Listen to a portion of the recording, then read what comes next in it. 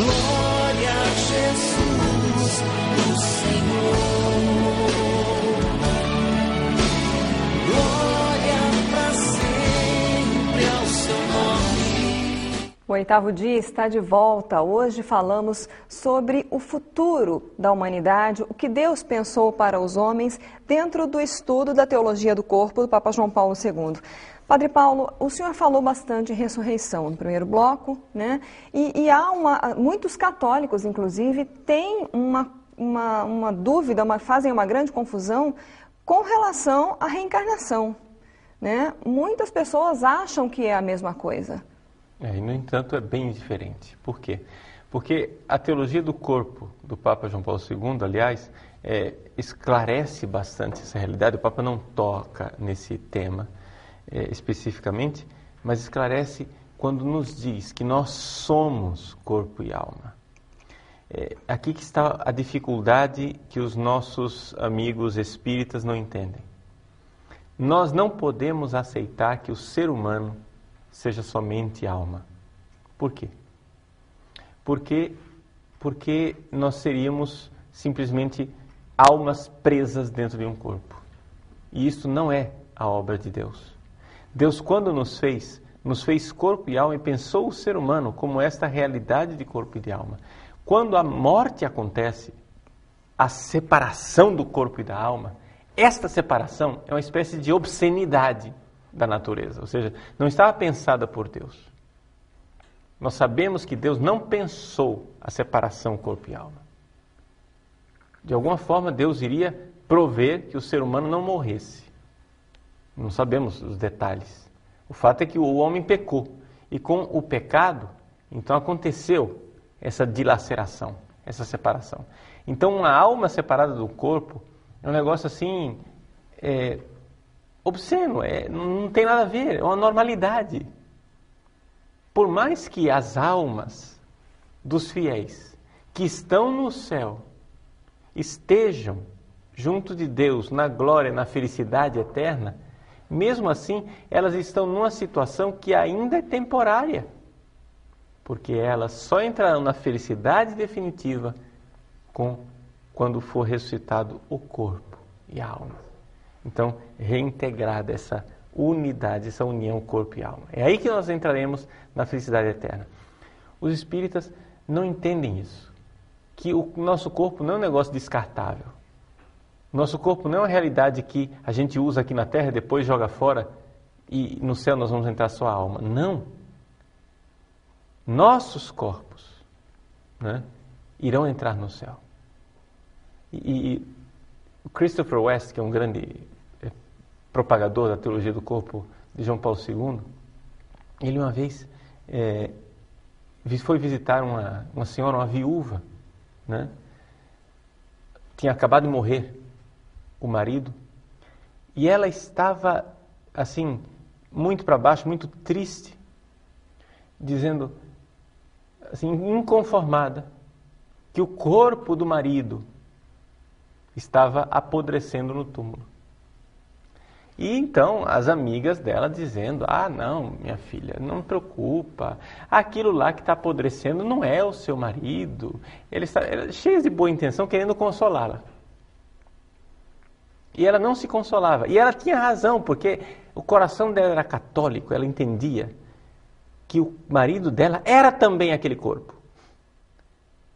Ela dizia, foi com aquele corpo que ele me amou.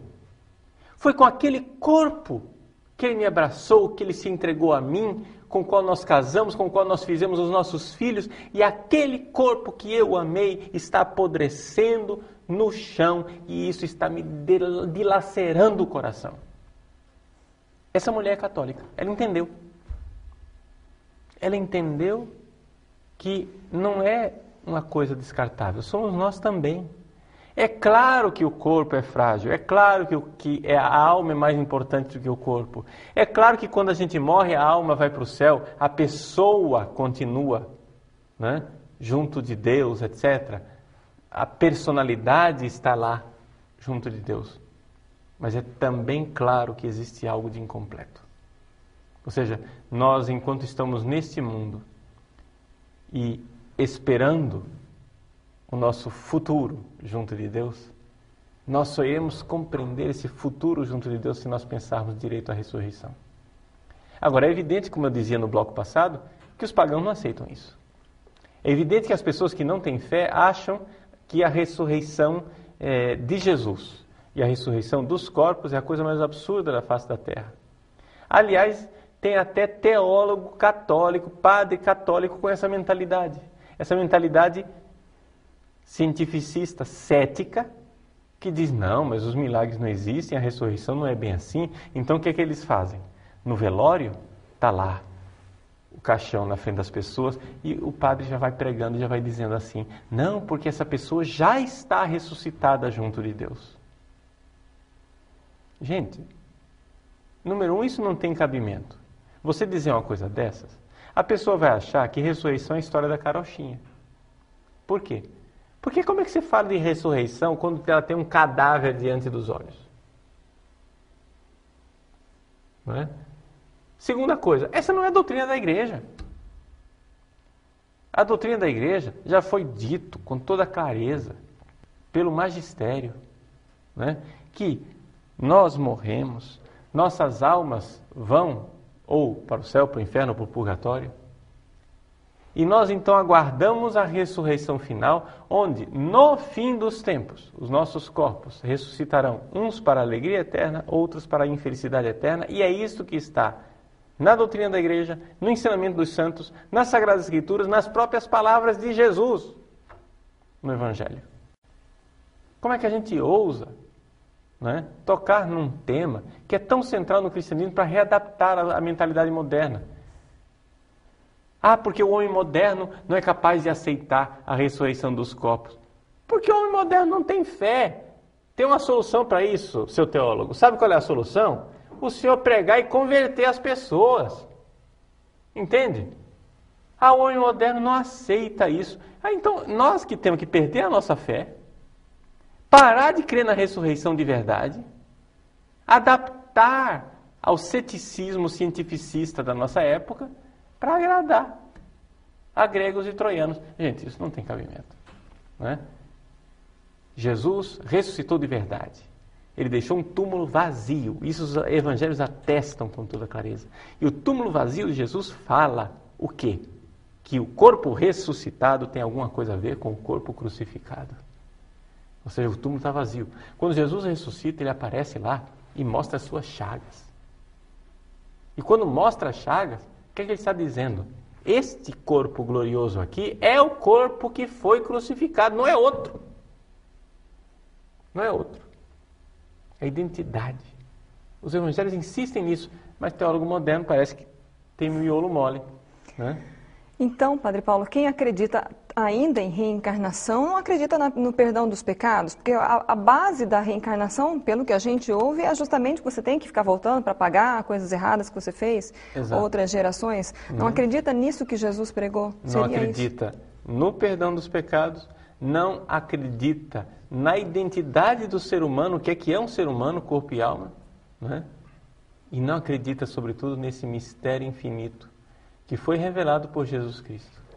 Que nós, seres humanos, que essa nossa carne frágil irá participar da vida divina. Isso é um mistério escondido ao longo de todos os séculos que só em Jesus Cristo é que foi revelado na sua plenitude, né? As pessoas que ainda continuam com essa dúvida, por várias influências que tiveram, por família, como é que elas podem fazer para se convencer, para sustentar a sua fé no cristianismo, na ressurreição? Bom, a primeira coisa, nós temos que entender que o Espiritismo, ele meio que se aliou com a ciência moderna e ele apresenta as coisas com um jargão, com uma linguagem meio científica. Mas isso termina caindo no materialismo. Ou seja, se você for ver no fundo, o Espiritismo termina sendo uma espécie de materialismo. Porque eles supõem que conseguem provar, né? Ah, porque o que acontece é que quando morre, uma energia imensa sai do corpo e eles acham que isso é a prova da alma. Mas se a energia é matéria, então não é alma. né? E assim começam a comprovar as coisas com experimentos, com teses científicas que depois você vai ver, são todas furadas nesse sentido. Por quê? Porque são somente um jargão científico, uma fumaça para enganar, né? Então, a primeira coisa que eu diria para uma pessoa que tem tendências espíritas e quer ser definitivamente católico é essa. Meu irmão, tenha coragem de crer. Não fique se escorando em ciência, não é? Ou seja, a ciência ela não contradiz a fé católica, de jeito nenhum. Mas o que acontece é que existe uma série, ou seja, o núcleo da nossa fé não é comprovável cientificamente. Ele não é oposto à ciência, entende? A ciência não contradiz, mas também não prova. Por quê? Porque nossa fé, a gente precisa se entregar na confiança daquilo que é a fé dos apóstolos e naquilo que é a fé de nosso Senhor Jesus Cristo. Já me perguntaram, Padre Paulo, onde achar a teologia do corpo, as catequeses do Papa João Paulo II, que a gente vem falando nesse programa, onde as pessoas podem encontrar para se aprofundar, porque a gente, inclusive, já explicou aqui, nós não vamos poder abordar os 129, né, o capítulo, as 129 catequeses. Bom, a teologia do corpo do Papa João Paulo II está no site do Vaticano, né? vatican.va, nas audiências, mas eu estou coligindo todas essas catequeses de teologia do corpo e irei colocar o texto à disposição no meu site. Então, você é convidado a acessar o meu site, padrepauloricardo.org, e nesse site você vai encontrar não somente as catequeses da teologia do corpo, do Papa João Paulo II, como também uma série de outros instrumentos para o seu estudo e para o seu crescimento pessoal. Nós temos toda uma série de áudios. É um site, para que você que não conhece, é um site basicamente em áudio, ou seja, é quase tudo, né, para você ouvir. Então você pode baixar aquelas palestras, ir ouvindo no carro, ir ouvindo no seu iPod, ir ouvindo quando você vai fazer sua ginástica e assim estudando. Então, nós estamos também colocando à disposição de vocês, na internet, no nosso blog do programa Oitavo Dia, o áudio desses programas, desses estudos que nós estamos fazendo. Mas seja como for, o texto está no site do Vaticano ou então no site padrepauloricardo.org. Aliás, gostaria de aproveitar essa deixa para fazer um convite a você que se associe ao site padrepauloricardo.org. Nós precisamos da sua ajuda, do seu auxílio, para manter a equipe que mantém esse site no ar. O site está bem dinâmico agora, nós estamos em breve começando com um curso de catecismo, já temos um curso de catecismo da Igreja Católica, em que nós pretendemos explicar o catecismo inteiro e vai ser de uma riqueza muito grande. Participe conosco no site. É outro assunto que também me vieram perguntas, Padre Paulo, sobre o catecismo. Então fica aí o convite para você. O programa Oitavo Dia fica por aqui. Na próxima semana nós continuamos com esse estudo da teologia do corpo do Papa João Paulo II. Até lá, então. Deus abençoe você, até mais. Glória a Jesus, o Senhor. Glória para sempre ao seu nome. Honra e louvor por suas maravilhas, que tudo que respira louve.